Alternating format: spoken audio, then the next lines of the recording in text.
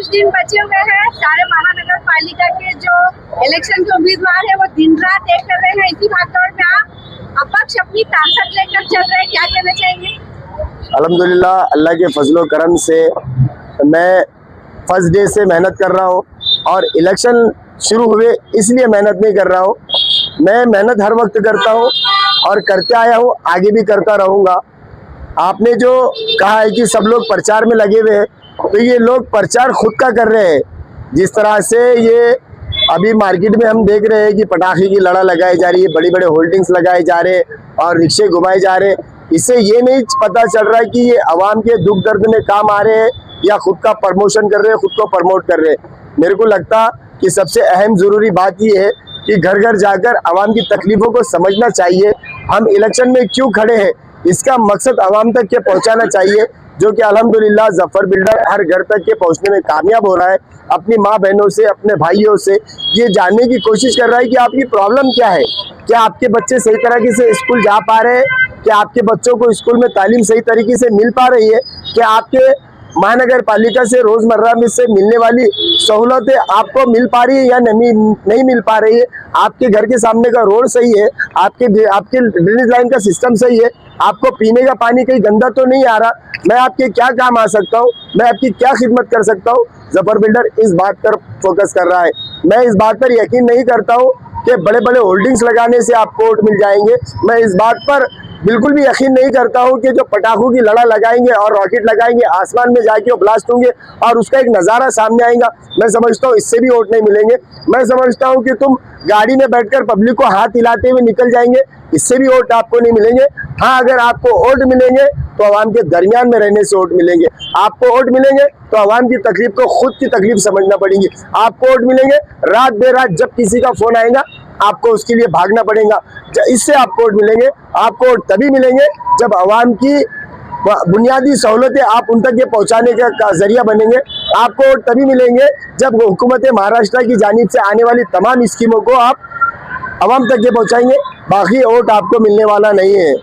Competitor की corner meeting है और जिक्र आपका है, किस तरीके ये हाँ, ये बहुत बड़ी बात है कि भाई MIM के जितने भी कैंडिडेट्स अभी इलेक्शन कंटेस्ट कर रहे हैं, ये हर इनकी कॉर्नर मीटिंग। आप कहीं ना कहीं बसे हुए क्यों सर? मैं बसा हुआ नहीं, इनके जब सो रहे ना तो इनके ख्वाब में भी मैं आ रहा कि जफर बिल्डर ने ये क्या कर दिया बोल के। किसी को उम्मीद नहीं थी कि अपक्ष आज़ाद उम्मीदवार इतनी बड़ी जमात के सामने इतनी बुलंदियों तक पहुंचाएगा। ये इन्होंने कभी सोचे नहीं थे कि, लेकिन अल्लाह की मर्जी है। अल्लाह जिसको चाहे जिस तरह से चाहे इज्जत देना जानता है। अल्लाह को इस तरह से मेरे को इज्जत देना थी और ये अल्लाह का मैं बहुत शुक्र अदा करता हूँ। और इसमें मेरा कोई कमाल नहीं है, ये आवाम का प्यार है, आवाम की मोहब्बत है। ये स्टेज इनके लिए लगा रहे, कॉर्नर मीटिंग इनके लिए ले, लेकिन उसमें जिक्र जफर बिल्डर का ना हो, ऐसी कोई इनकी मीटिंग खाली नहीं जा रही है। इससे ये बात साबित होती है कि जफर बिल्डर ने इनको तगड़ी फाइट दे दिया है। और ये मेरा कमाल नहीं है, ये मेरी प्रभाग नंबर 13 की आवाम का कमाल है। काटने का क्या वजह लगती, क्या है भाई? टिकट काटने की वजह तो मेरे को आज तक के समझ में नहीं आई है कि भाई क्यों टिकट काटा गया है। मैं समझता हूँ कि भाई एक बार बता देना चाहिए था, या फिर इनको अगर जमात को मजबूत करना था, कोई अपनी जो सियासी जमात है इसको मजबूत करना होता तो ठीक है, जितने उम्मीदवार है उनको बुला लेते और उनसे कहते नगर सेवकों से या एक को बुला लेते कि भाई जफर बिल्डर इस बार आपको हम टिकट नहीं दे रहे। आपकी क्या राय है? आपके नज़र में कोई अच्छा उम्मीदवार है तो हमको बताइए, हम हो सकता है आपके पसंद का उम्मीदवार देंगे और इसको जिता के लाना आपकी जिम्मेदारी है। या फिर आप होल्ड कीजिए, हम आपको नगर सेवक से ऊंचा ले जाना चाहते हैं। सुनिए ना मैडम सुनिए ना प्लीज, हम उसको आपको इससे ऊपर ले जाना चाहते हैं। हम आपको कोई पोस्ट देना चाहते। पार्टी का बंदा पार्टी में भी रहता, जमात भी स्ट्रांग होती, कोई छोड़ के भी नहीं जाता, लेकिन इन्होंने ऐसा नहीं किया। अब इन्होंने ऐसा क्यों नहीं किया? आप तमाम साथी हजरात कितने, आप 1 2 3 4 5 6 7 ये तमाम लोग इसका जवाब दे कि इन्होंने पार्टी छोड़ने के जाने पे मजबूर किया या नहीं किया। बावजूद इसके मजलिस इत्तेहादुल मुस्लिमीन किसी के बाप की जमात नहीं है। ये मेरे सदर कायद बैरिस्टर असदुद्दीन अवीजी साहब की पार्टी है, इसको हम हरगिज़ छोड़ के जाने वाले नहीं है।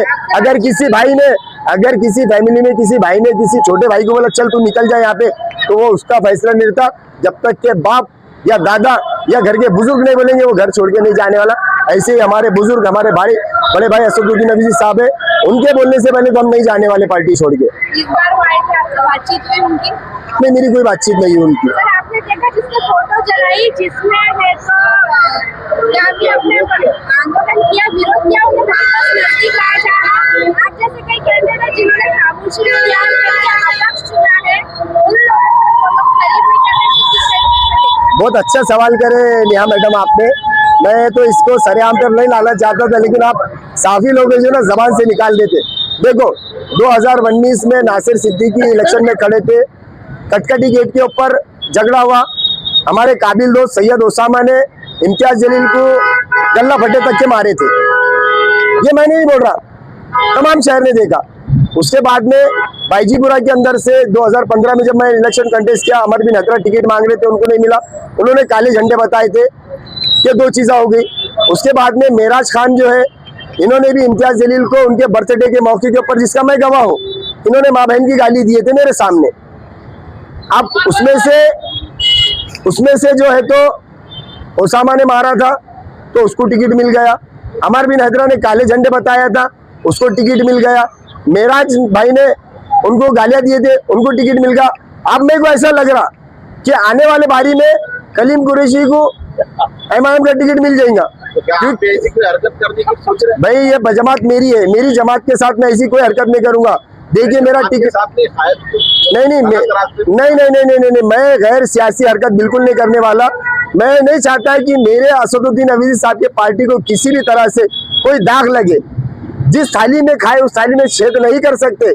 जफर बिल्डर एहसान जानने वालों में से किसी ने पैर में से कांटा भी निकाला, उसका भी एहसान याद रखेंगे। जिसने कतरा दिया उसको समंदर लौटाएंगे। इसलिए मैं नहीं चाहता मजलिस इत्तेहादुल मुस्लिमीन के किसी भी किस्म का दाग लगे। मैं चुन के आने के बाद में अल्लाह को गवाह रख के बोल रहा, मेरी जितनी भी सीट चाहे एक हो या चाहे दो, तश्तरी में सजा के असदुद्दीन अवीसी साहब को दूंगा और बोलूंगा देखो साहब ये इम्तियाज जलील का गलत फैसला था। कैंडिडेट तो एमआईएम के हरा के जीतेगी ना। वो कल तक के राष्ट्रवादी में थे, ये बात याद रखो। जितेंद्र अवार्ड का स्वागत कर रहे थे, जो भगवाधारी पार्टियों के साथ में उनके साथ में थे, गणेश विसर्जन के अंदर पूजा कर रहे थे। मैं नहीं बोल रहा, सोशल मीडिया पे आप तमाम ने वो विजुअल देखे हुए, मैं नहीं बोल रहा, तो इनका क्या भरोसा है। दूसरी बात, अगला गिरा पिछला होशियार। इनको अब ये मालूम हो गया है कि 5 साल के बाद में तो अगला नगर सेवक को टिकट नहीं मिलता, इनको मालूम पड़ गया। अब इसकी क्या गारंटी है चुन के आते वक्त दूसरी जमात में नहीं जाएंगे? बिल्कुल जाने वाले हैं ना, क्यों मेहनत करेंगे। और दूसरी बात, सबसे पहले मैं एक बात बताना चाहता हूँ, ईमान लाया मैं अल्लाह पर, ईमान लाया मैं उसके रसूल पर, कयामत के दिन पर, और मालदारों को हज और ज़कात देने पर। तो क्या मैं मुसलमान नहीं हूँ? आज हमारा मुकाबला प्रभाग नंबर 13 के अंदर मुसलमान का मुसलमान से है, ईमान वाले का ईमान वाले के साथ में है। इसके बावजूद तुम किस तरह से कह सकते हो कि हमारी कौम वालों को वोट दो? हमारी कौम का मसला है, जमात का मसला है। अरे भाई हम कौम के नहीं है, हम मुसलमान नहीं है। हम क्या मंदिरों में घंटे बजाने वाले नजर आ रहे हो तुमको? क्यों कौम को गुमराह कर रहे हो? क्या ये हम ईमान वाले की अलामत नहीं है? क्या हम नमाज नहीं पढ़ते? क्या हम रोजा नहीं रखते? आप मजलिस इत्तेहादुल मुस्लिमीन में चले गए तो आप ईमान वाले हो गए। हमने मजलिस इत्तेहादुल मुस्लिमीन से इलेक्शन नहीं लड़ा तो हम काफिर हो गए, हम मुनाफिक हो गए। क्यों मेरे भाई? जितना दर्द हमारे सीनों के अंदर जो कौम और मिल्लत का है, मैं बताता हूँ। जितने उम्मीदवार खड़े, बताइए किसके सीने में? जफर बिल्डर रात बेरात हॉस्पिटल में जा रहा है, जफर बिल्डर रात बेरात पुलिस स्टेशन में